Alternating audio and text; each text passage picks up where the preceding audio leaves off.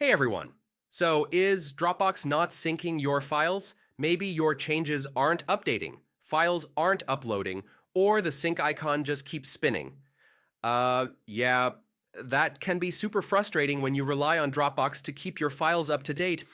In this video, I'll show you several easy ways to fix Dropbox not syncing in 2026, and most of these steps only take a few minutes.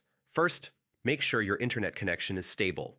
Dropbox needs a reliable connection to sync files, so check your Wi-Fi or wired network and ensure it's working properly.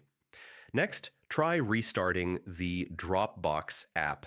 Close Dropbox completely. Wait a few seconds and open it again. This often resolves temporary sync issues.